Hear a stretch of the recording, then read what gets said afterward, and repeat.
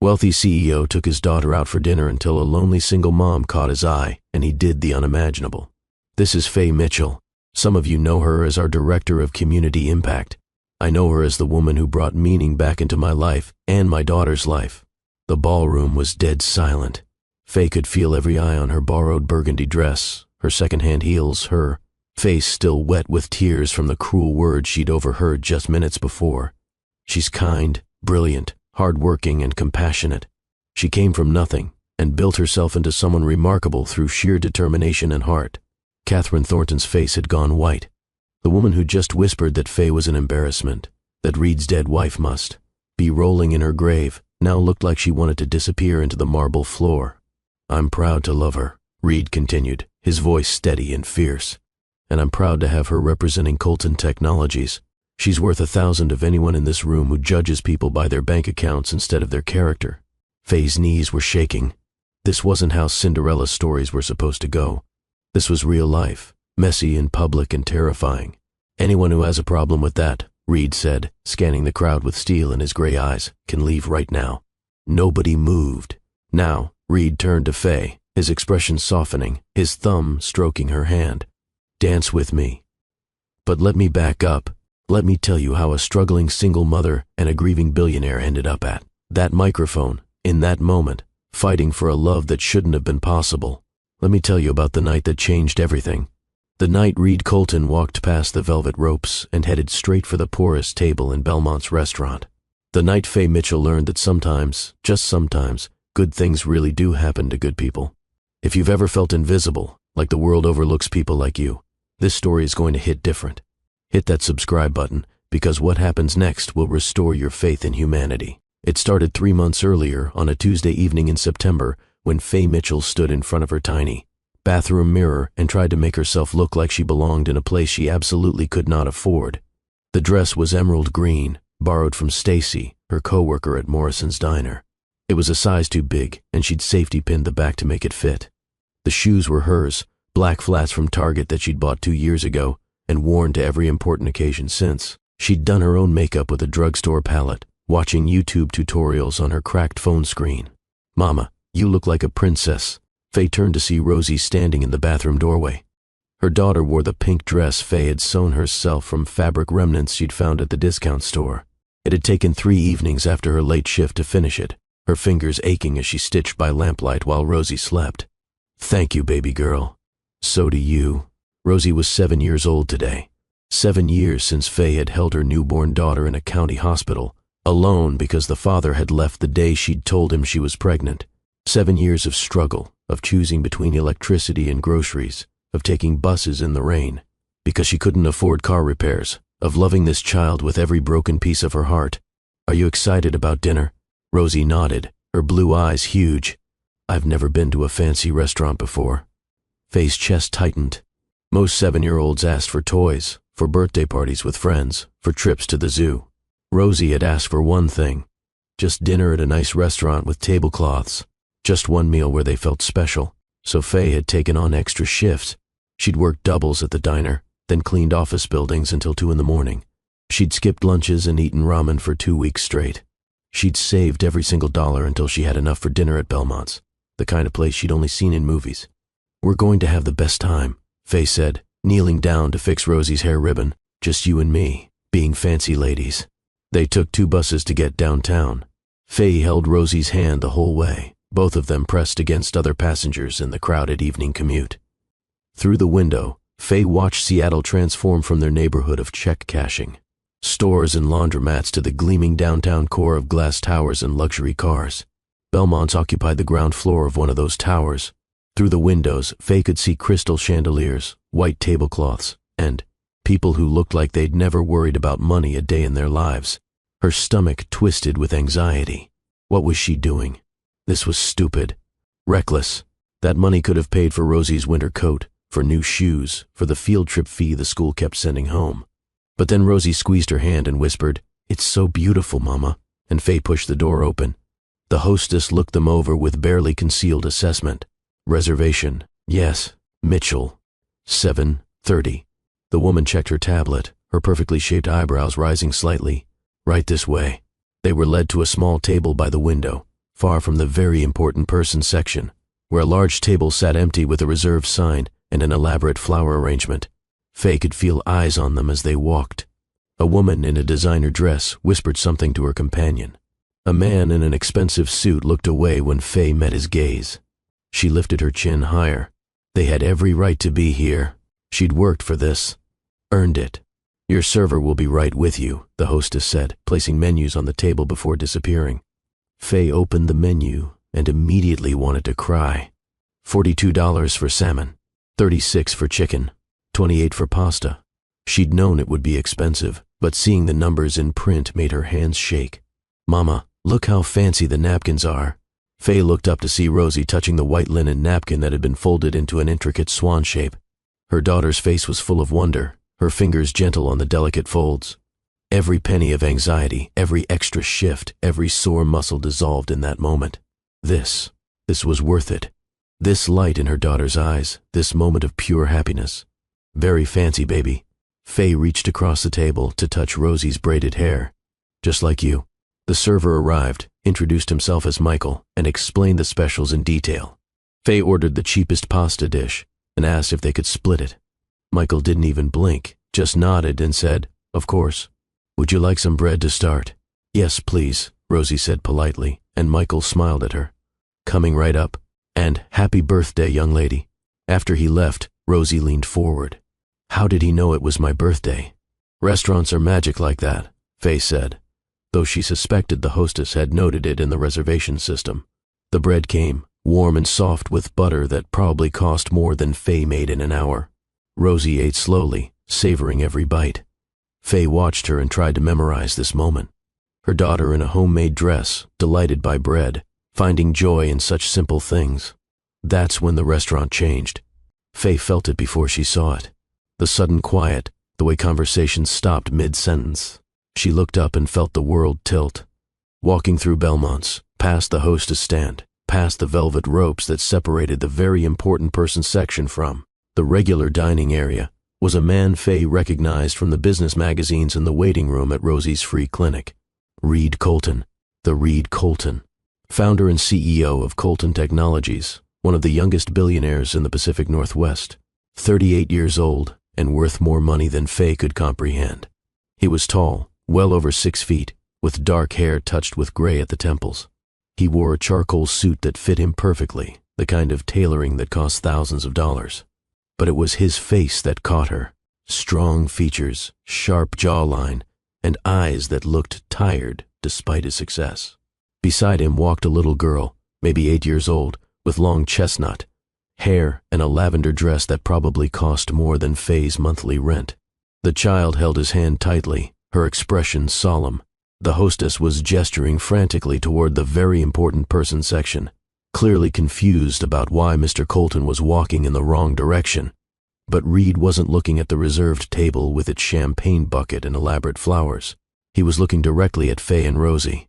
Faye's hands froze on the knife she'd been using to cut Rosie's bread. Around them, every head had turned. Other diners watched openly.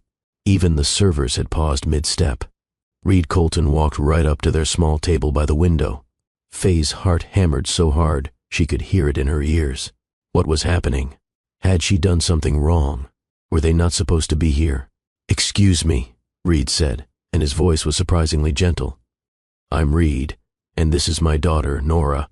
Up close, Faye could see the little girl more clearly. She had her father's gray eyes, but there was a sadness in them that no child should carry. "We couldn't help but notice you two from across the restaurant," Reed continued. "My daughter was just telling me how much she wished she had someone to talk to tonight. Someone her own age. Would you mind terribly if we joined you?" Faye's mouth went completely dry. A billionaire was asking to sit at her table. At her table, with the cheapest entree and the borrowed dress and the homemade outfit for her daughter. Faye started, her mind racing. This had to be some kind of mistake, or a joke, or maybe she'd misheard him. "Please," the little girl, Nora, said softly. Her voice was barely above a whisper. "I don't like sitting at big tables by myself. It's boring." Something in those words cut straight through Faye's shock. This child, with all her wealth and privilege, looked lonely.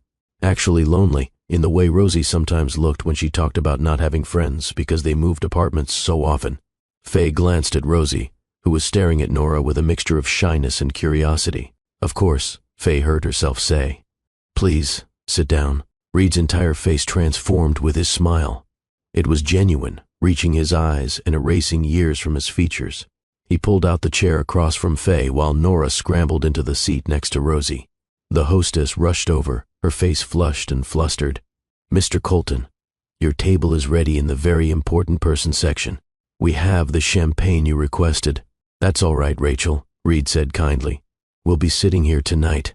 You can bring the champagne over if you'd like." "But sir," the woman stammered, looking around at the other diners who were still watching. "This table isn't really suitable for your party size." "This table is perfect," Reed said firmly, but not unkindly. "Thank you, Rachel." The hostess retreated, looking like she'd just witnessed something unprecedented, which, Faye supposed, she had. "I'm Natalie," Faye said, then immediately cursed herself silently. "No, I'm Faye. I'm sorry, I'm Faye Mitchell. And this is my daughter, Rosie. It's her birthday today." "Happy birthday, Rosie," Reed said, his attention shifting to her daughter with genuine warmth. "How old are you?" "7, Rosie said, holding up 7 fingers. "7 is an excellent age," Reed said seriously. "Nora, how old are you again?" 8, Nora said, and Faye noticed she'd relaxed slightly. "Do you like to read, Rosie?" Rosie nodded enthusiastically. "I love reading. My mama reads to me every night." "What's your favorite book?" "The one about the girl who finds a secret garden and makes it beautiful again." Nora's eyes lit up. "That's my favorite too. Have you read the one about the girl who can talk to animals?" "No," Rosie said, leaning forward. "Is it good?" The girls fell into easy conversation, their voices growing more animated with each exchange. Faye watched, her heart doing something complicated in her chest. Michael, the server, reappeared with wide eyes. "Mr. Colton," he said. "Sir, I didn't realize you'd be joining this table. Can I get you anything?" "What are the ladies having?" Reed asked, gesturing to Faye and Rosie. "We're sharing the fettuccine Alfredo," Faye said, her voice steadier now. "Then I'll have the same," Reed said. "And Nora, what would you like?" "Can I have the chicken, Daddy?" "Of course." Michael nodded, still looking stunned. "Right away, sir. And I'll bring the champagne." After he left, Reed turned his full attention to Faye. "Thank you for letting us join you. I know this is unusual." "It's very unusual," Faye said honestly. "Can I ask why?" Reed glanced at his daughter, who was now showing Rosie how to fold her napkin into different shapes. Nora's mother passed away 2 years ago. Sometimes dinners out are hard for her. She gets lonely, especially in restaurants like this. When she saw Rosie, she told me she wished she had a friend to talk to. I couldn't ignore that. Faye's throat tightened. "I'm so sorry for your loss." "Thank you," Reed said, and a shadow passed over his face. "It's been difficult. For both of us." Faye understood loss, though her circumstances were different. "I can relate. Rosie's father isn't in the picture. He left when I was pregnant. It's been just the 2 of us since the beginning." Something flickered in Reed's eyes. Understanding, maybe, or recognition of shared struggle. "That must be incredibly difficult," he said. "We manage," Faye said, lifting her chin slightly. She wouldn't apologize for her life. "Sophie is everything to me." Reed nodded slowly. "I can see that. The way you were cutting her bread earlier, making sure every piece was perfect. That's real love. That's everything." Heat rose to Faye's cheeks. She wasn't used to being noticed, especially not by someone like him. Before she could respond, Michael returned with a cart. On it was a small birthday cake with lit candles, and suddenly the entire restaurant staff was gathering around their table. "Happy birthday to you," they sang, and Rosie's face absolutely glowed. Other diners smiled. Some applauded. The whole restaurant was watching this moment, watching a billionaire celebrate a poor child's birthday like it mattered, like she mattered. "Make a wish, baby," Faye whispered. Rosie closed her eyes tight, her face scrunched in concentration, then blew out the candles with one powerful breath. Everyone applauded again. "What did you wish for?" Nora asked. Rosie giggled. "I can't tell, or it won't come true." But her eyes drifted to Reed, then to her mother, and Faye had a sinking feeling she knew exactly what her daughter had wished for. The same thing Faye herself had stopped letting herself wish for years ago. a family, someone to help carry the weight, not to feel so desperately alone. Their food arrived, and the conversation continued to flow with surprising ease. Reed asked about Faye's work, and she found herself telling him about her job waiting tables at Morrison's Diner, about her night shifts cleaning office buildings downtown. She didn't mention the exhaustion that made her bones ache. She didn't mention crying in the bathroom at work because she couldn't afford the $50 lab fee for Rosie's science class. She didn't mention the car that had been repossessed 3 months ago, or the eviction. Notice she'd narrowly avoided last month by borrowing money from Stacy. Reed listened like her words actually mattered. He asked thoughtful questions. He didn't check his phone, even once. "What hours do you work at the diner?" he asked. 6 to 2, Monday through Friday. Then I clean offices from 10 at night until 2 in the morning, Tuesday through Thursday. Reed's expression shifted, something like respect settling into his features. That's over 80 hours a week. Faye shrugged. Rosie needs things. School supplies, clothes, food. We do what we have to do. Still, Reed said quietly, that's remarkable. It's survival, Faye corrected. There's nothing remarkable about it. I disagree. Meanwhile, Rosie and Nora had moved from talking about books to drawing, pictures on the paper placemat with crayons Michael had brought. They were designing what looked like a treehouse, their heads bent together in collaboration. They're good together, Reed observed. Rosie doesn't have many friends, Faye admitted. We move a lot. Rent increases, you know. It's hard for her to form lasting friendships. Nora has the opposite problem, Reed said. She has plenty of children around, but none of them really connect with her. They're interested in her father's money, in what she has, not who she is.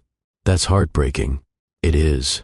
They sat in comfortable silence for a moment, both watching their daughters laugh together. Can I ask you something? Reed said. Of course. Why Belmont's? This isn't exactly a place for... He paused, searching for the right words. For people like me, Faye finished for him. She didn't say it with bitterness, just fact. I didn't mean it that way. But it's true. Faye looked around the restaurant at the designer clothes, the jewelry that cost more than she made in a year. I don't belong here. But Rosie asked for one thing for her birthday. She wanted to eat somewhere fancy, with tablecloths and cloth napkins. Not toys, not a party. Just dinner with her mama, somewhere nice. So I made it happen. Reed's eyes had gone soft. That's beautiful. It's love, Faye said simply. When the check came, Reed took it before Faye could even reach for it. Please, she started. It's Rosie's birthday, Reed said gently but firmly, and you've given Nora the happiest evening she's had in months. This is my gift to your daughter. Faye wanted to refuse. Pride demanded she insist on paying her own way. But then she thought about the $68 this meal had cost, about the groceries she could buy with that money, about Rosie's shoes with the hole in the sole. Thank you, she said softly. That's very kind of you. As they prepared to leave, Reed pulled out a business card and wrote something on the back.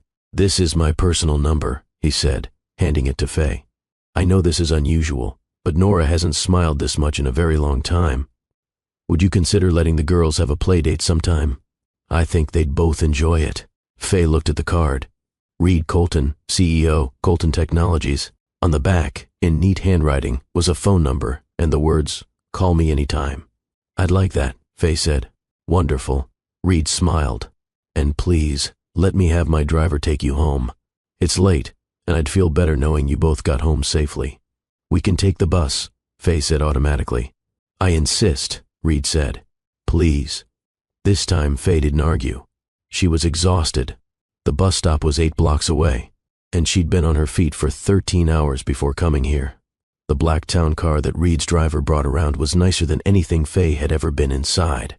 The leather seats were buttery soft. The ride was smooth and quiet. Rosie fell asleep against Faye's shoulder within minutes. Thank you so much, Faye told the driver as he opened the door for them outside their apartment building. My pleasure, ma'am.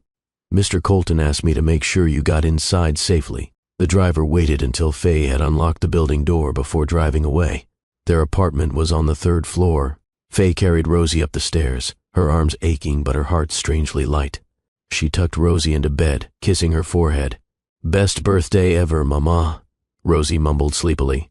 I'm glad, baby. After Rosie was asleep, Faye sat on her own bed and stared at the business card. The studio apartment felt even smaller than usual. The bed she and Rosie shared, the small kitchenette, the bathroom with the perpetually dripping faucet. This was their life, but tonight had been different. Tonight had been magic. Faye set the card on the small table next to the bed and tried to sleep. But her mind kept replaying the evening, the way Reed had listened when she talked, the way he'd looked at his daughter with such love, the way he'd insisted on helping without making Faye feel small. It was just a nice moment, she told herself. Nothing more. Men like Reed Colton didn't actually become part of lives like hers. That didn't happen in real life. But as she drifted off to sleep, she couldn't help the tiny seed of hope that had planted itself in her chest. 2 days passed. Faye worked her regular shift at Morrison's Diner, came home to help Rosie with homework at the small folding table that served as their dining room and desk. She tried not to think about that dinner, about Reed, about the business card sitting on her nightstand. On Thursday afternoon, while Faye was hanging laundry on the fire escape, outside their window, she heard a commotion in the parking lot below. She looked down and froze. A tow truck was backing into the lot. But that wasn't what made her heart stop. Next to it was a car. Not her old repossessed sedan, but a newer model Honda. Nothing flashy, but clean and reliable looking, with a bow on the hood. Faye rushed downstairs, her heart pounding. "Excuse me," she called. "What's going on?" A man in a suit stepped forward. "Are you Faye Mitchell?" "Yes, but I didn't order anything. I'm from Colton Technologies, ma'am. Mr. Colton asked me to deliver this vehicle to you." He held out a key fob and an envelope. "The car is registered in your name, fully insured for 1 year, with a prepaid maintenance plan. All the paperwork is in the glove compartment." Faye's hands shook as she opened the envelope. Inside was a note on heavy cardstock in Reed's handwriting. "Every parent deserves reliable transportation. No strings attached. This isn't charity, it's one parent helping another. Please accept it. You need to be able to get Rosie to school, to the doctor, to work safely. You deserve that peace of mind." Tears streamed down Faye's face. She stood in the parking lot of her run-down apartment building, staring at this car, this gift, and couldn't stop sobbing. It wasn't just a car. It was freedom. It was being able to take Rosie to the doctor without 3 bus transfers.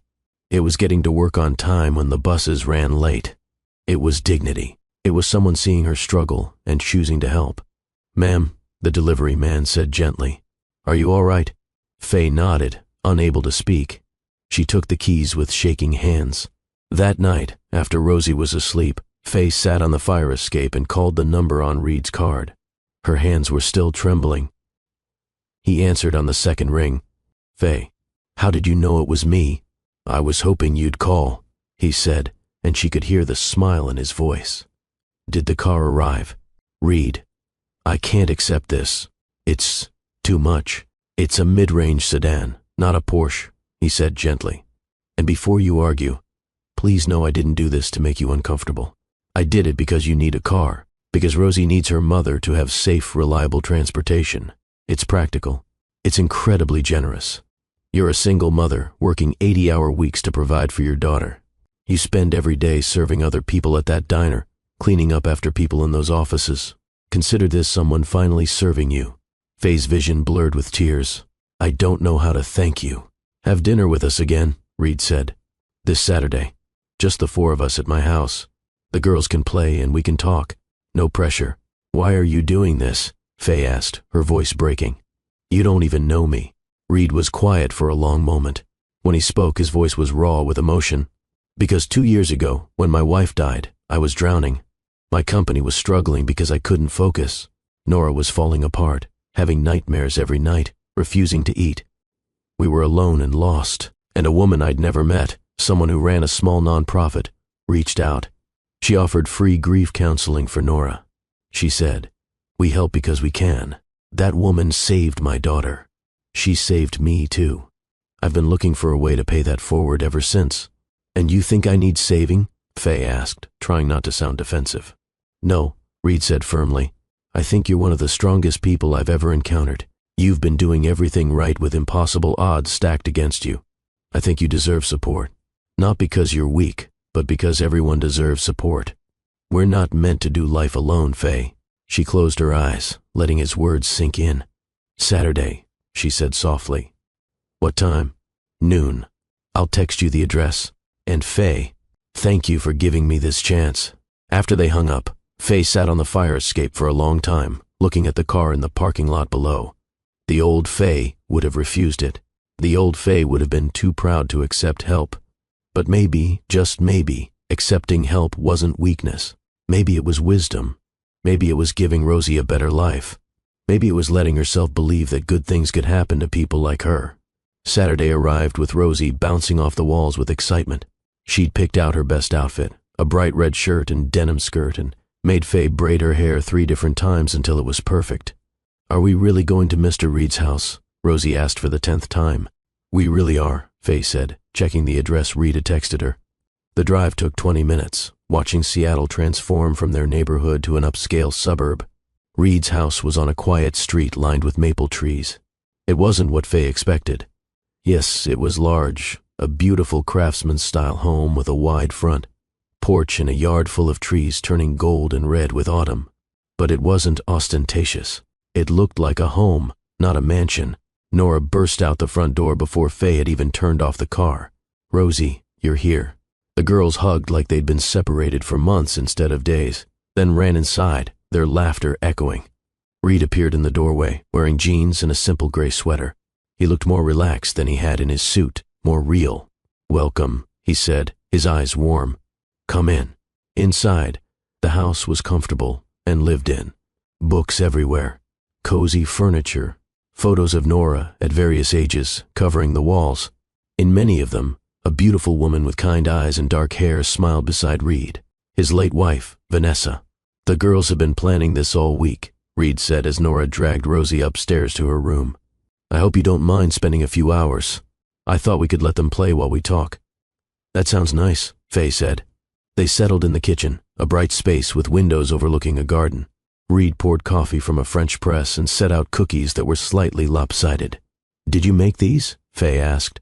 He looked embarrassed. "I've been teaching myself to bake since I became a single parent. I'm not very good yet." Faye took a bite. They were actually delicious, chocolate chip with a hint of sea salt. "These are wonderful. Really, really." They talked easily, conversation flowing like water. Reed asked about her work at the diner, and Faye found herself opening up in ways she rarely did. "The hardest part isn't the hours," she said. "It's the invisibility. People look right through you when you're serving them coffee, like you're not a real person with a real life. I've had customers snap their fingers at me, complain about things that aren't my fault, leave me dollar tips on $50 checks, and I have to smile and say thank you because I need that job. That sounds dehumanizing." "It is, but it pays the bills." "Barely." "What would you do," Reed asked, "if money wasn't an issue?" "If you could do anything." Faye thought about it.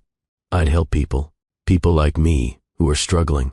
I'd create programs that actually address real problems.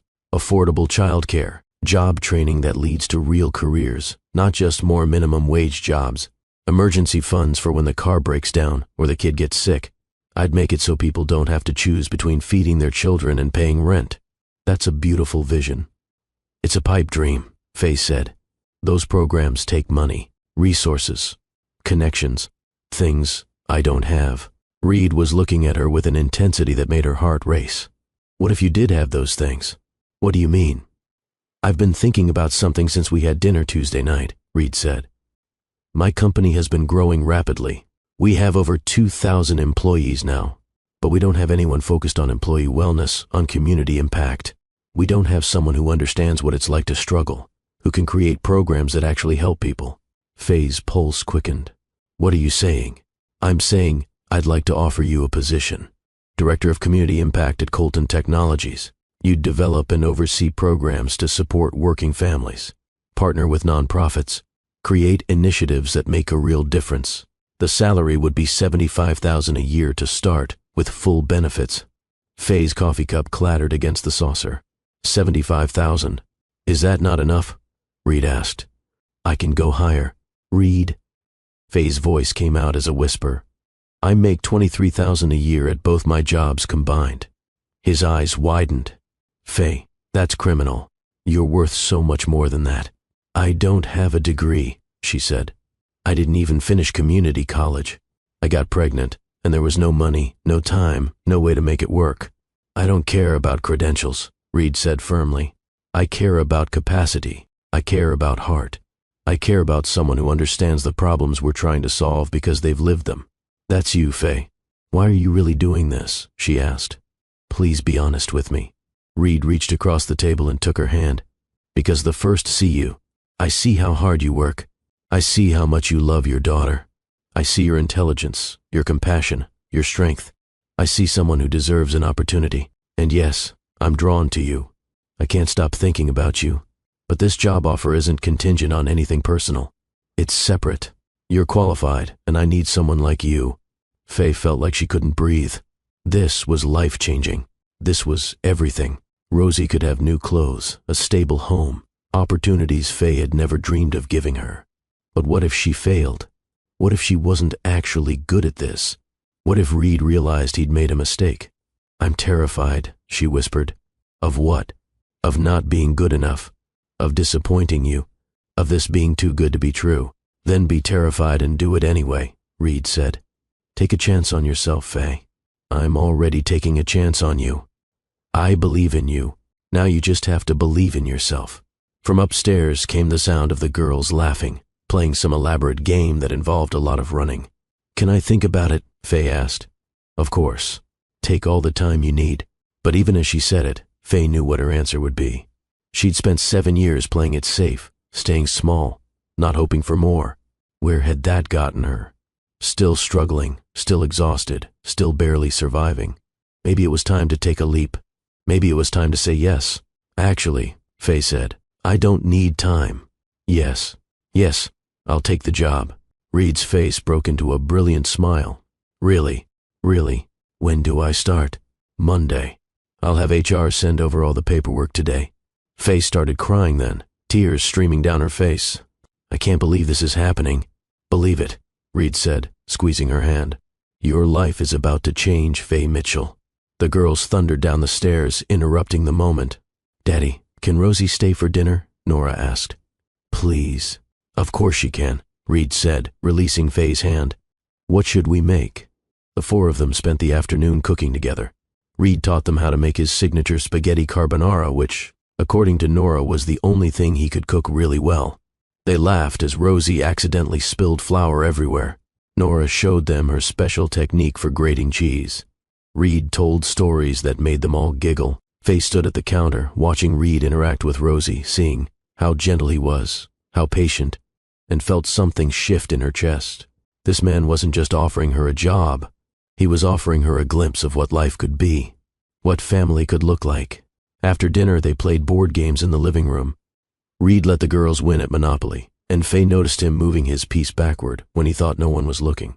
You're cheating, she whispered. Strategically losing, he corrected with a grin. When it was time to leave, both girls begged for just 5 more minutes, then 10 more minutes, then one more game. Finally, Faye said, We have to go, sweetie. It's a school night. Rosie hugged Nora goodbye like they were saying farewell forever instead of just until next week. In the car on the way home, Rosie was quiet for a long time. Then she said, Mama, I really like Mr. Reed and Nora. I do too, baby. Do you think we can see them again? I think we'll be seeing them a lot more, Faye said. She didn't tell Rosie about the job yet. She wanted to make sure it was real first, that the paperwork would actually come through, that this wasn't some dream she'd wake up from. But that night, lying in bed next to her daughter in their tiny studio apartment, Faye let herself hope. Really hope. For the first time in years, Monday morning arrived too quickly and too slowly at the same time. Faye dropped Rosie at school, then drove to downtown Seattle in her new used Honda. She parked in the garage of Colton Technologies, in a spot marked reserved for Faye Mitchell. She had a reserved parking spot. Her own parking spot. The building was impressive, all glass and steel, 40 stories of innovation reaching toward the sky. Faye's stomach fluttered with nerves as she entered the lobby. She gave her name at the security desk and received a badge with her photo and title, Director of Community Impact. Seeing it in print made it real. The elevator took her to the 35th floor. The doors opened to a reception area with Colton Technologies spelled out in elegant chrome letters. A woman in her 50s with kind eyes and silver hair greeted her. You must be Faye. I'm Patricia, Mr. Colton's executive assistant. Welcome to the team. Thank you, Faye said, trying to keep her voice steady. Let me show you to your office. Office. She had an office. Patricia led her down a hallway lined with windows overlooking Elliott Bay. Mr. Colton wanted you close to his office since you'll be working closely together on these initiatives. Here we are. The office was beautiful. Not huge, but bright with floor-to-ceiling windows. A proper desk with a new computer. A small couch for meetings. Bookshelves waiting to be filled. And on the desk, a vase of fresh flowers and a note. Welcome to the team. Looking forward to changing lives together. It was signed simply, Reed. Mr. Colton is in meetings all morning, Patricia said. But HR will be up shortly to handle your onboarding. I've scheduled introductions with department heads for this afternoon. If you need anything at all, my desk is just down the hall. After Patricia left, Faye stood in her office and let herself feel the full weight of this moment. 1 week ago, she'd been cutting her daughter's pasta at a restaurant she could barely afford. Today, she was the director of community impact at a billion-dollar tech company. Life could change so fast. One conversation, one yes, one person seeing your worth. That's all it took. The morning passed in a blur. HR paperwork, benefits enrollment. Faye had to read the benefits summary 3 times to believe it. Health insurance with no deductible, dental and vision, a retirement plan where the company matched contributions, 3 weeks of paid vacation. She'd never had benefits before. At the diner, she'd been classified as part-time to avoid giving her health insurance. At the cleaning company, she'd been an independent contractor. When Rosie got sick, Faye had taken her to the free clinic and hoped for the best. Now she had health insurance, real health insurance. By lunchtime, Faye's head was spinning. Patricia appeared at her door. Mr. Colton wanted to take you to lunch if you're free, she said. There's a quiet place across the street. Reed was waiting in the lobby. He'd changed from his morning suit into slacks and a button-down with the sleeves rolled up. More casual, but still professional. How's the first day going? He asked as they walked to a small bistro. Overwhelming, Faye admitted. In the best possible way. Over salads, Reed outlined his vision for her role. I want Colton Technologies to be known for how we treat people. Not just our employees, but the community. I've seen too many companies burn people out. Treat them like machines, extract value and discard them. I want us to be different. What are you thinking specifically? Wellness programs, mental health resources, child care assistance, maybe even affordable housing partnerships eventually. I want programs that actually help people build better lives. Faye's mind was already spinning with ideas. What about a partnership with local nonprofits for job training? And emergency assistance funds for employees facing unexpected costs. Medical bills, car repairs, things that can derail someone's whole life. Reed's eyes lit up. Exactly. See, this is why I knew you were perfect for this role. You understand what real people need. Because I am a real person, Faye said. A month ago, I was choosing between fixing my car and buying Rosie new shoes. I know exactly what your employees are dealing with. And that perspective is invaluable, Reed said. Most people in corporate leadership have never struggled. They create programs based on theory, not reality. You'll create programs that actually work. They talked for over an hour, ideas flowing. By the time they walked back to the office, Faye felt energized in a way she hadn't in years. This work mattered. She could actually make a difference. The afternoon was filled with meetings. Department heads, team leaders, people whose titles Faye had to write down because she couldn't keep them all straight. Everyone was polite, professional, but she could see the questions in their eyes. Who was this woman? Where had she come from? Why had Reed Colton personally hired her? By 5 o'clock, Faye was exhausted but exhilarated. She packed up her things, still marveling at the fact that she had things. To pack up, an office to leave, a real job to return to tomorrow.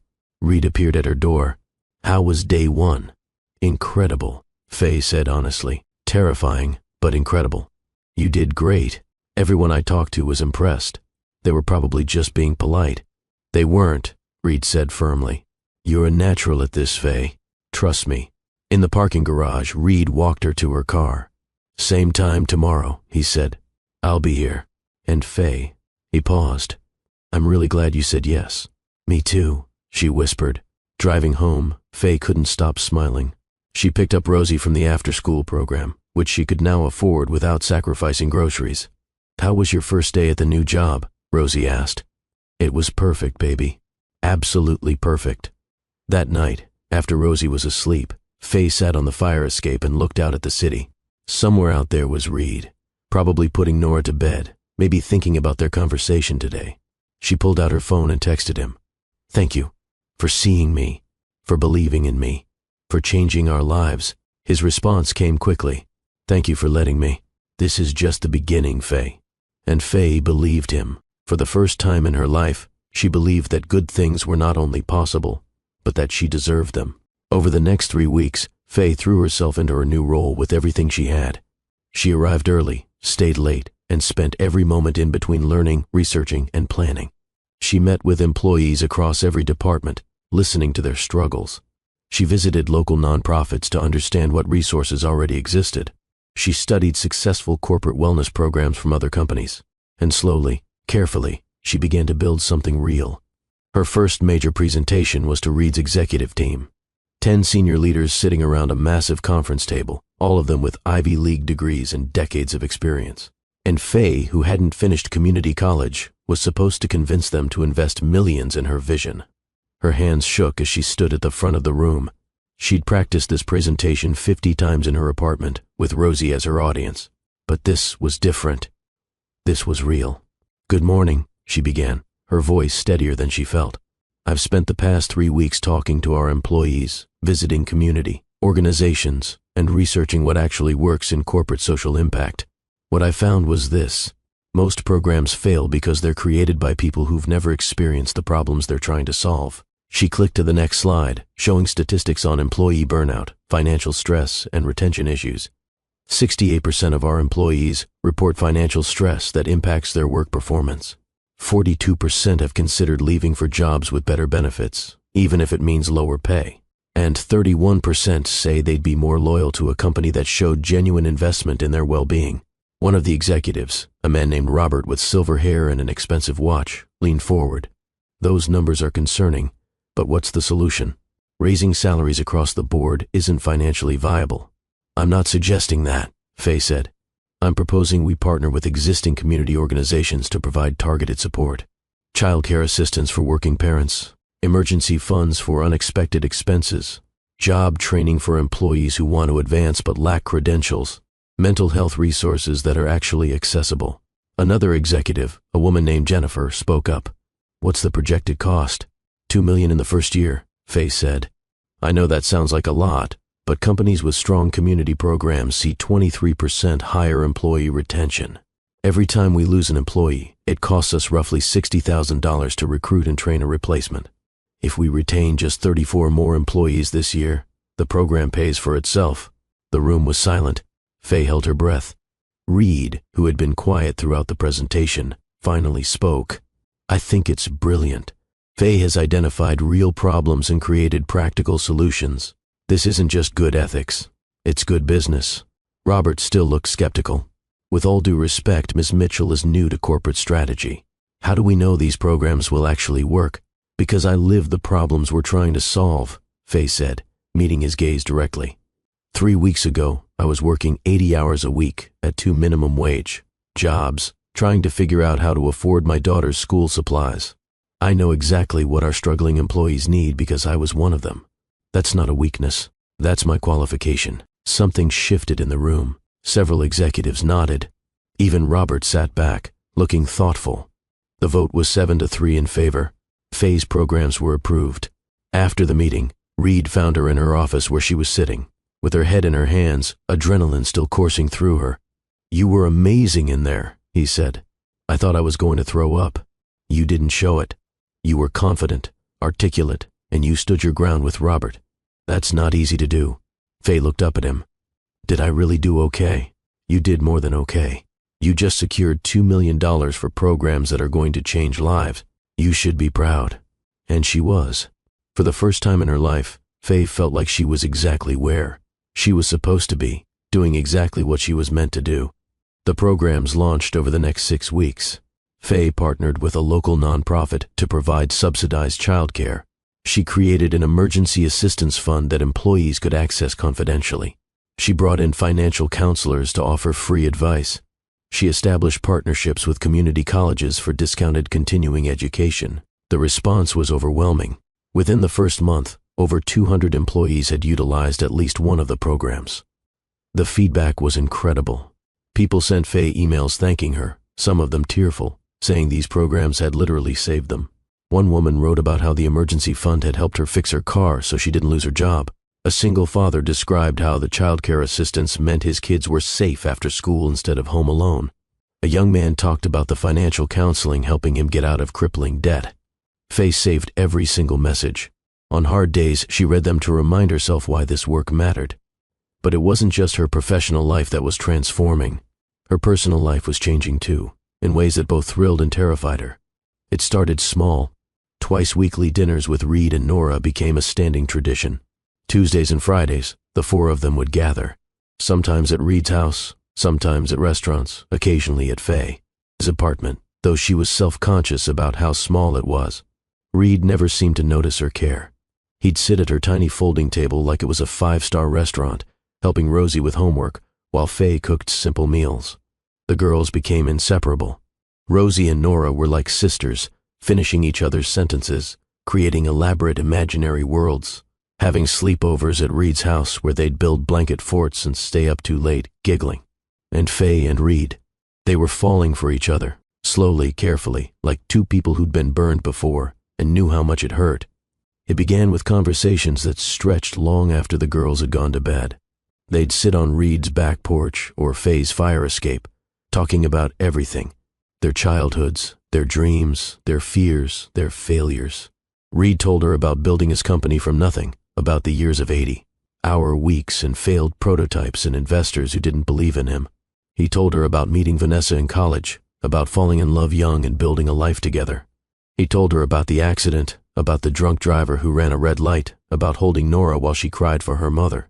"I was so angry," Reed said one night, his voice raw. "Angry at the world, at fate, at the driver who walked away with minor injuries while my wife died. I was angry at myself for not being there, even though there was nothing I could have done. I buried myself in work because it was easier than feeling." Faye reached for his hand.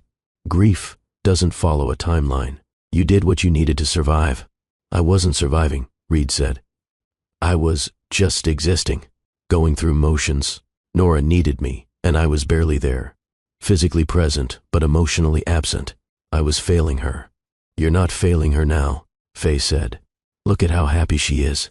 You did that. You chose to heal, to be present. That takes courage." Reed squeezed her hand. "You helped with that. Seeing you with Rosie, seeing real love and real presence, it woke me up. It reminded me what matters." Faye shared her own story too. Growing up in foster care, moving between homes, never quite belonging anywhere. Aging out of the system at 18 with nowhere to go and no one to help. Meeting Rosie's father, believing his promises, getting pregnant and watching him disappear. "I felt so stupid," she said. "So naive.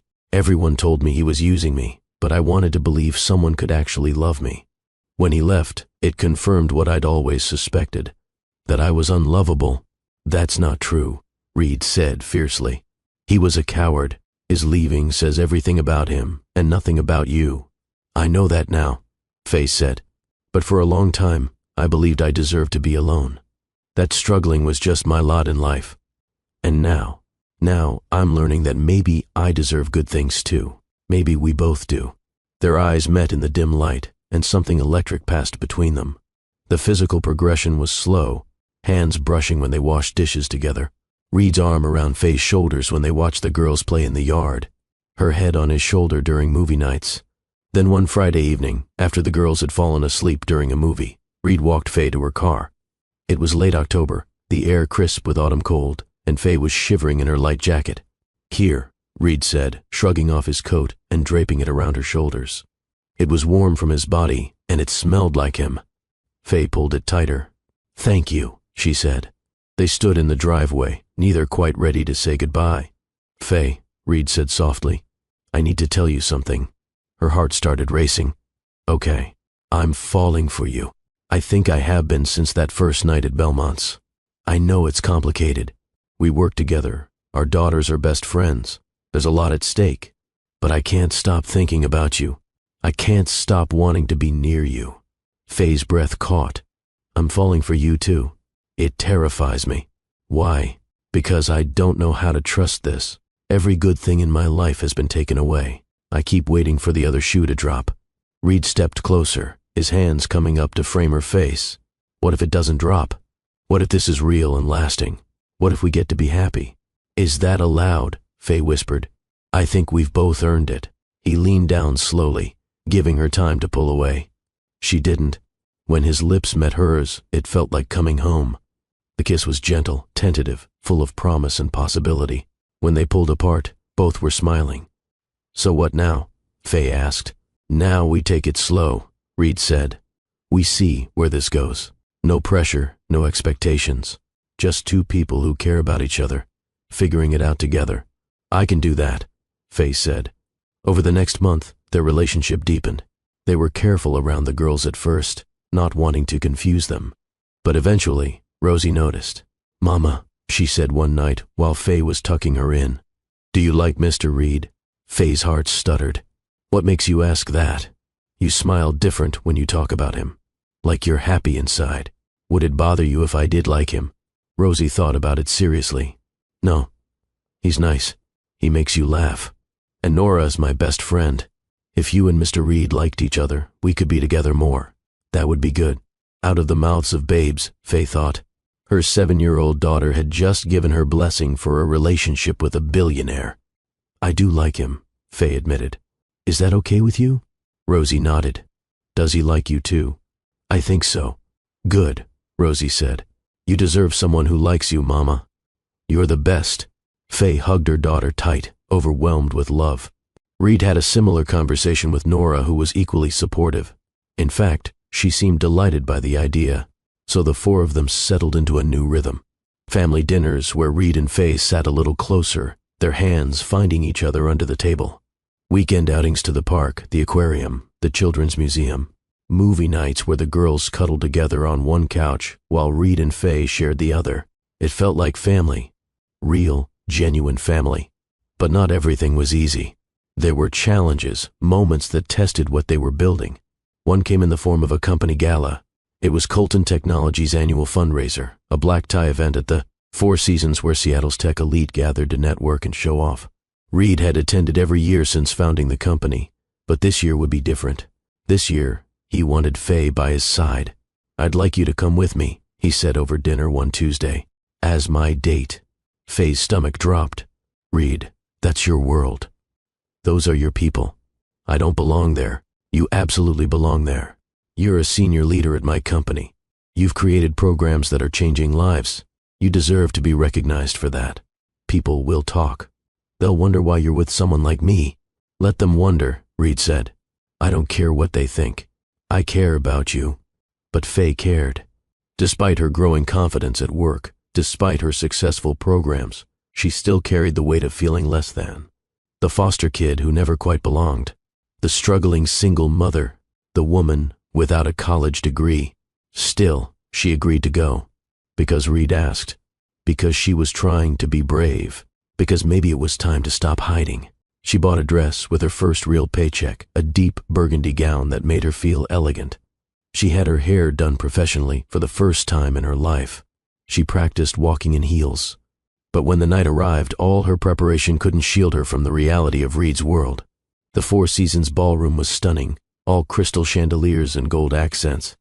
Women in designer gowns and jewelry, worth more than Faye used to make in a year. Men in tuxedos discussing mergers and acquisitions. Waiters circulating with champagne and hors d'oeuvres Faye couldn't pronounce. Reed was stunning in his tuxedo, and he stayed close to her all evening, introducing her to people, his hand warm on the small of her back. At first, people were polite, curious about who Reed's date was, but pleasant. But as the evening wore on, Faye began to notice the looks, the way some women's eyes traveled over her dress, assessing and finding it wanting, the way conversations would pause when she approached, then resume with forced brightness. At dinner, seated at Reed's table with several board members and their spouses, Faye felt completely out of place. They talked about vacation homes in the San Juan Islands, about art they purchased at recent auctions, about their children's private schools. A woman named Catherine, dripping in diamonds, turned to Faye. So you work at Colton Technologies. What do you do? I'm the director of community impact, Faye said. I develop programs to support our employees and community. How interesting. And where did you study? I didn't go to university, Faye said, trying to keep her voice steady. I went to work after high school. Catherine's eyebrows rose. Oh, how unusual. The word hung in the air like an indictment. The conversation moved on, but Faye felt smaller with each passing minute. These people all belonged to the same world, spoke the same language, and she was an outsider.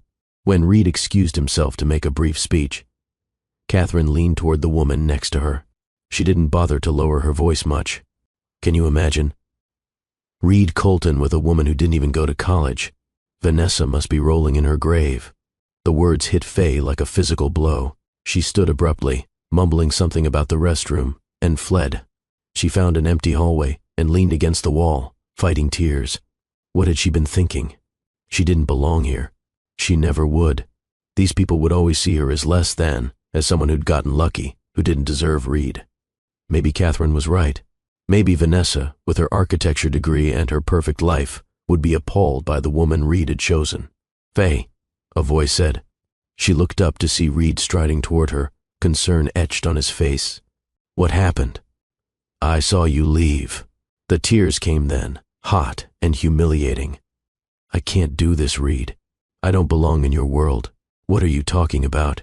I heard what Catherine said, about me not going to college, about Vanessa. She's right. I'm an embarrassment to you. Reed's expression shifted from concern to fury. What exactly did she say?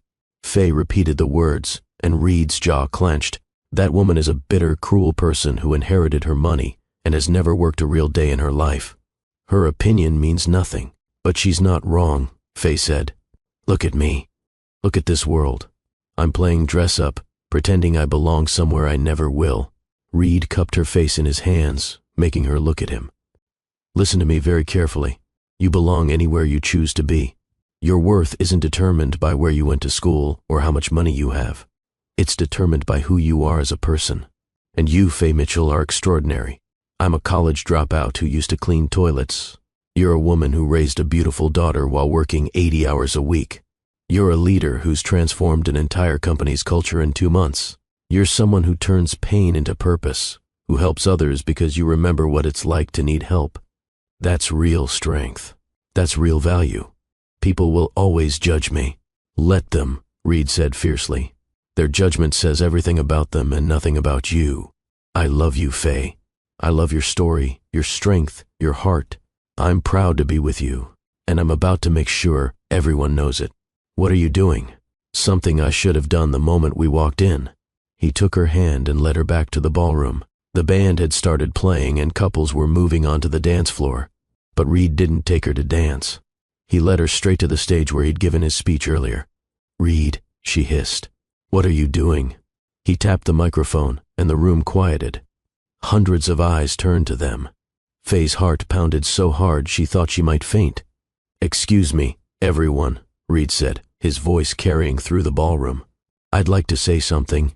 And that's how they'd ended up at the microphone, with Reed declaring his love in front of 500 people, with Catherine's face going white, with Faye's whole body trembling. This is Faye Mitchell, Reed said, his hand gripping hers. Some of you know her as our Director of Community Impact. I know her as the woman who brought meaning back into my life and my daughter's life. She's kind, brilliant, hardworking, and compassionate. She came from nothing and built herself into someone remarkable through sheer determination and heart. The ballroom was utterly silent. I'm proud to love her, Reed continued, and I'm proud to have her representing Colton Technologies. She's worth 1,000 of anyone in this room who judges people by their bank accounts instead of their character. Anyone who has a problem with that can leave right now. He paused, scanning the crowd. Nobody moved. Now, he turned to Faye, his voice softening. Dance with me. Faye was crying openly now, but she nodded. Reed led her onto the dance floor, and the band started playing a slow song. As they swayed together, the room erupted in applause. Some of it was probably forced politeness, but much of it sounded genuine. People were smiling, some wiping their own eyes. You didn't have to do that, Faye whispered against his chest. Yes, I did. You're mine, Faye. And I'm yours. I want the world to know it. Catherine left shortly after, her husband looking embarrassed. Several people came up to Faye throughout the rest of the evening to congratulate her on her programs, to thank her for the work she was doing.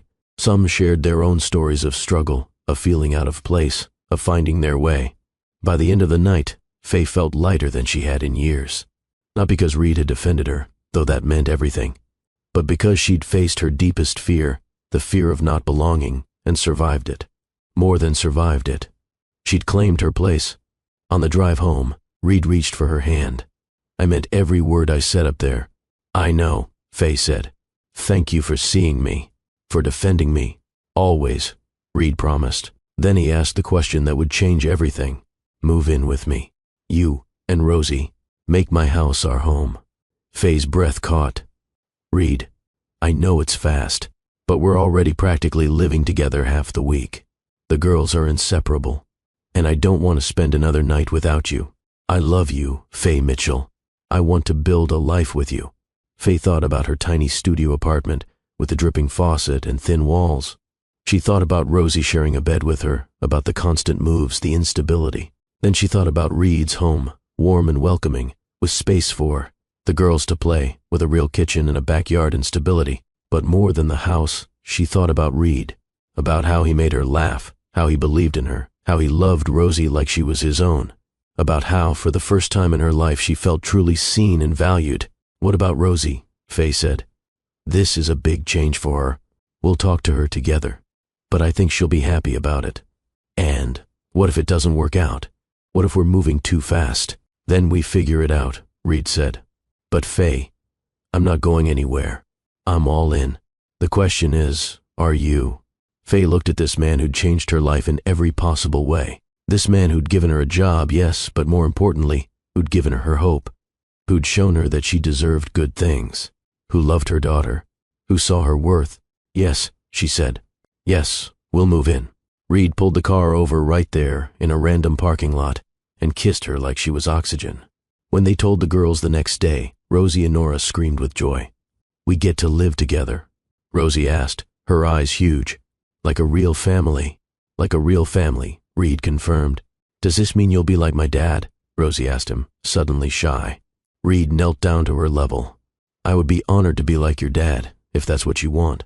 I already love you like you're my own daughter, Rosie. Moving in together just makes it official. Rosie threw her arms around his neck, and Faye had to turn away to hide her tears. Does this mean you'll be like my new mom? Nora asked Faye. Faye pulled the little girl into a hug. I would love that. You're already in my heart, Nora. The four of them stood in a group hug, holding each other tight, and Faye felt complete in a way she never had before. The move happened over the next 2 weeks. Faye and Rosie didn't have much, and Reed made space for all of it. He'd transformed one of the guest rooms into a beautiful space for Rosie, painting it her favorite shade of purple, filling it with books and art supplies, and a desk for homework. This is my room, Rosie breathed when she saw it. My own room. All yours, Reed said. Faye cried, watching her daughter's wonder. Rosie had never had her own room, her own space, and now she had this beautiful sanctuary. Reed had also cleared half his closet for Faye's clothes, made space in the bathroom for her things, and insisted her furniture had a place too. This is your home now, he kept saying. Not mine. Ours. Living together was easier than Faye expected. They fell into natural rhythms. Reed made coffee every morning, while Faye packed the girls' lunches. They took turns with school drop-off and pickup. They cooked dinner together, cleaned together, handled bedtime stories together. It felt right, like they'd been a family for years instead of months. One evening, about 3 weeks after they'd moved in, Reed came home from work looking serious. I need to talk to you about something, he said. Faye's stomach dropped. Here it was, the moment he realized this was a mistake. They sat on the couch, and Reed took her hand. I've been thinking about the community programs, about the impact you're having, and I want to do something bigger. Faye's anxiety shifted to curiosity. Bigger how? I want to start a foundation, Reed said. A real one, with significant funding, focused on supporting single parents, providing everything you needed when you were struggling. Child care assistance, job training, emergency funds, educational scholarships, everything. Reed, that's $20 million to start, he continued. More as we grow. and I want you to run it. As executive director, you'd still maintain your role at Colton Technologies part-time, but the foundation would be your primary focus. Faye couldn't breathe. $20 million. You've shown me what's possible when we invest in people instead of just profits, Reed said. I want to scale that vision. I want to change lives the way your life was changed. But only if you want to. Only if you'll lead it. Tears streamed down Faye's face. This is incredible. I don't even know what to say. Say yes. Say you'll help me create something that matters. What would we call it? I was thinking the Second Chances Foundation, Reed said. Because everyone deserves a second chance. A chance to build a better life. It's perfect, Faye whispered. Yes, I'll do it. They spent the next several months building the foundation from the ground up. Faye hired staff with lived experience, people who'd been single parents, who'd struggled, who understood. She created programs that actually addressed real needs. She partnered with nonprofits and community organizations. She poured her heart into every detail. The Second Chances Foundation launched on a rainy March morning with a press conference that got significant media coverage. By the end of the first month, they'd helped 50 families. By the end of the year, that number would be over 300. Faye's work got noticed. Local news ran a feature on her story, from struggling single mother to foundation director. National outlets picked it up. She started getting invited to speak at conferences, to share her insights on effective community support. But through all the success, all the growth, what Faye treasured most was her family. Reed and the girls, their home, their life together. 1 year after they'd moved in together, on a perfect October evening, Reed told the girls they were going somewhere special for dinner. Where are we going? Rosie asked. You'll see, Reed said mysteriously. When they pulled up to Belmont's, Faye's heart started racing. This was where it had all started, where Reed had first walked over to their table and changed everything. Inside, the hostess led them to the exact same table where Faye and Rosie had sat on that birthday 2 years ago. Reed, Faye said. What's going on? He just smiled. After they ordered, Reed stood up. Faye's heart was pounding now. The girls were grinning like they knew a secret. 2 years ago, Reed began, I walked into this restaurant planning to have a quiet dinner with my daughter. I was going through the motions of life, not really living. Then I saw you cutting pasta for Rosie, and something in my chest cracked open. I saw real love, real devotion, real strength.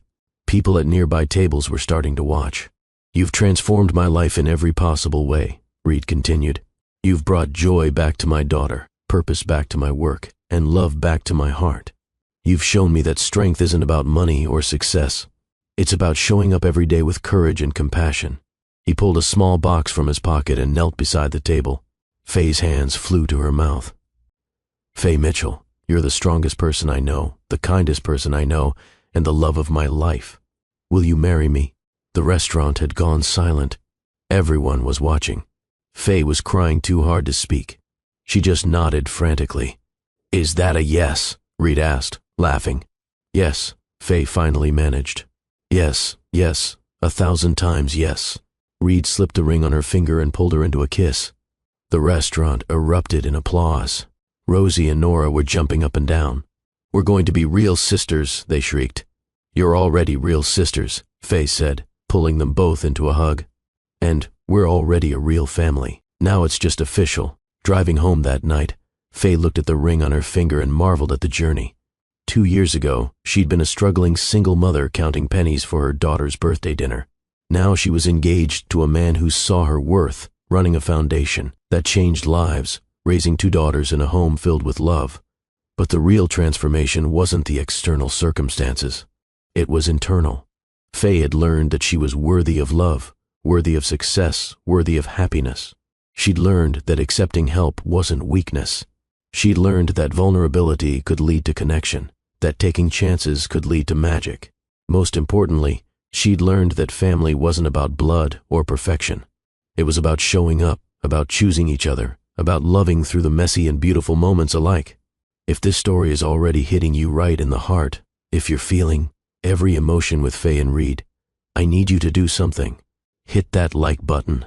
Share this with someone who needs to believe in second chances. And drop a comment telling me, what would you have done in Faye's position? Would you have accepted the help or let pride push it away? The wedding was 6 months later, in April. when Seattle finally shook off the gray winter and bloomed into spring. They chose a garden venue on the outskirts of the city, surrounded by tulips and cherry blossoms and new life. The guest list was intimate, just 75 people. Close friends, family, key people from Colton Technologies and the Foundation. No pomp, no pageantry, just love and commitment. The morning of the wedding, Faye stood in the bridal suite with her mother, who'd flown in from Atlanta. Gloria Mitchell hadn't always been in Faye's life. She'd struggled with addiction when Faye was young, which was why Faye had ended up in foster care. But Gloria had gotten clean 12 years ago, and they'd slowly rebuilt their relationship. It wasn't perfect, but it was real. "My baby girl," Gloria said, helping Faye with her veil. "You look so beautiful. Thank you for being here, Mama. I wouldn't miss this for the world."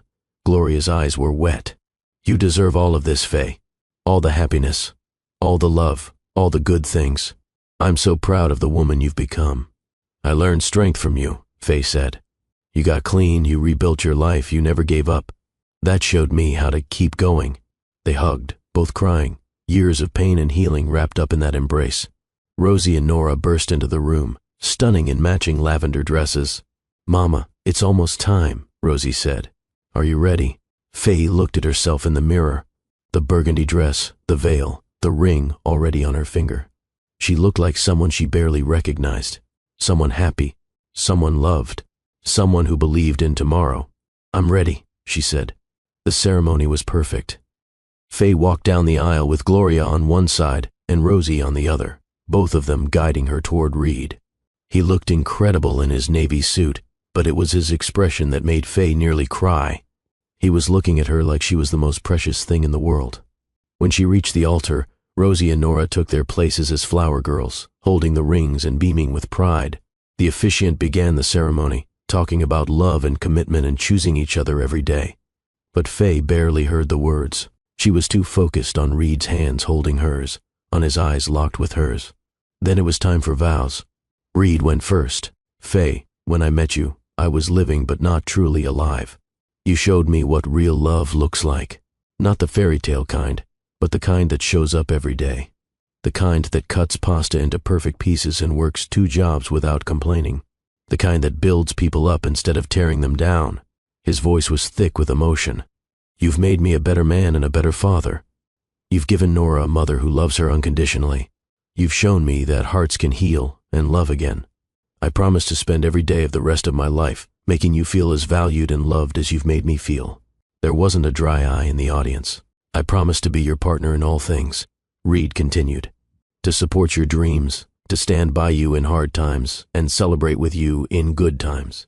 I promise to love Rosie as my own daughter, to give her every opportunity to be the father she deserves. I promise to build a family with you founded on kindness, respect, and joy. I love you, Faye Mitchell, and I can't wait to spend forever with you." Faye was crying so hard she could barely see. She took a shaky breath and began her vows. "Reed, 2 years ago, I was a struggling single mother who thought happiness was something other people got to have. Then you walked into my life and showed me I was wrong. You saw me when I felt invisible. You valued me when I couldn't see my own worth. You gave me opportunities I'd never dreamed of." She paused, gathering herself. "But more importantly, you gave me love, real, patient, generous love. You've been a father to Rosie in every way that matters, loving her like she's your own. You've given us security, but you've also given us belonging. You've made us part of something bigger than ourselves." Her voice grew stronger. "I promise to love you with everything I am. I promise to be a good mother to Nora and to treasure the gift of her trust. I promise to build our business together and our family together with equal commitment. I promise to never forget where I came from and to always use my experiences to help others." She looked directly into his eyes. "I promise to love you in the quiet moments and the chaotic ones, in the easy times and the challenging ones. You are my best friend, my partner, and my greatest love. Reed Colton, I choose you today and every day for the rest of my life." The officiant smiled through his own tears. "By the power vested in me, I now pronounce you husband and wife. Reed, you may kiss your bride." Reed pulled Faye close and kissed her deeply, and the garden erupted in cheers. "I present to you," the officiant announced, "Mr. and Mrs. Colton." As they walked back down the aisle together, hands linked, Faye felt like she was floating. This was real. She was married. She had a family. She had a life beyond her wildest dreams. The reception was joyful and relaxed. Good food, good music, people dancing and laughing. Reed and Faye had their first dance to a beautiful song about finding love. Again, and everyone watched them sway together, clearly deeply in love. Then came the father-daughter dance, but Reed did something unexpected. He invited both Nora and Rosie onto the dance floor. The three of them danced together, while Faye watched, crying happy tears. This was her family, really and truly. Later in the evening, as the sun was setting and the string lights glowed warmly, Faye stood at the edge of the dance floor watching their guests enjoy themselves. Reed found her there, slipping an arm around her waist. "Happy?" he asked. "Happier than I ever thought possible," Faye said. "This is perfect, Reed. All of it." "It's just the beginning," he promised. "We have a whole lifetime ahead of us." They stood together watching Rosie and Nora dance with Gloria, watching their friends celebrate, and Faye felt a profound sense of gratitude. Life had taken her on an unexpected journey, from struggle to success, from loneliness to love.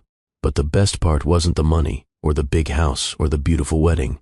The best part was standing here married to a man who truly saw her and loved. Her, with 2 daughters who called her Mama, and a future full of possibility. "Thank you," Faye whispered to Reed. "For what?" "For seeing me, for choosing me, for loving me." Reed kissed her temple.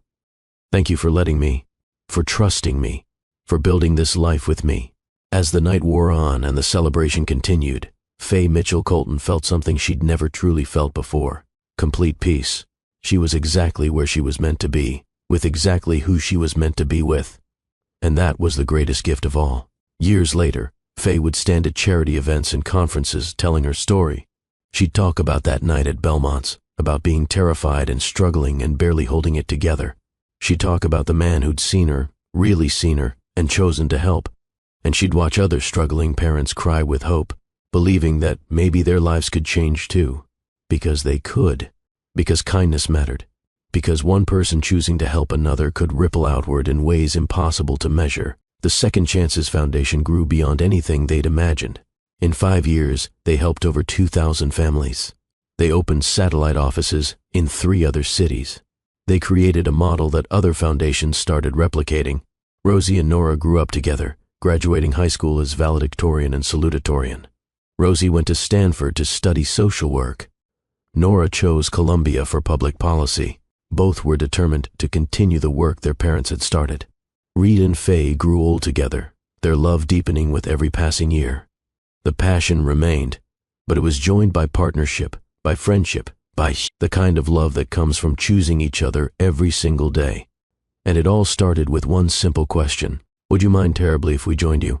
One question. One yes. Everything changed. That's the power of saying yes when fear tells you to say no.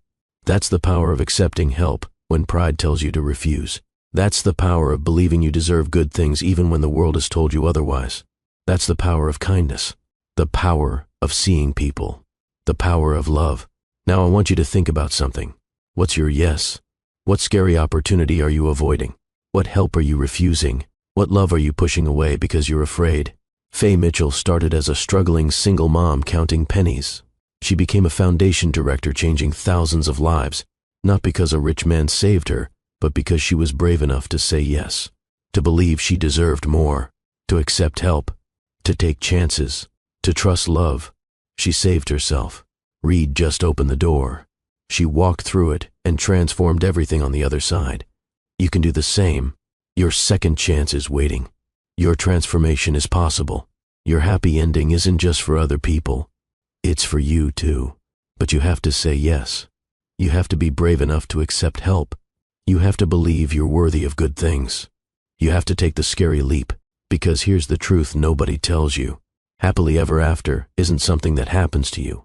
It's something you build, choice by choice, yes by yes, with courage and vulnerability and love. Faye and Reed built theirs.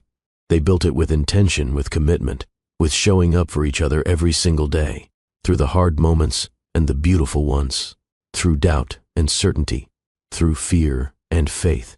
And you can build yours too. So let me ask you one more time. Would you have said yes that night at Belmont's? Would you have let the billionaire sit at your table? Would you have accepted the car, the job, the love? Or would you have let pride and fear keep you small? I hope you'd say yes. I hope you'd be brave like Faye. I hope you'd believe you deserve good things. Because you do. You absolutely do. If this story moved you, if it made you believe in second chances and the power of kindness, I need you to do something right now. Hit that like button. Share this video with someone who needs to hear that they're worthy.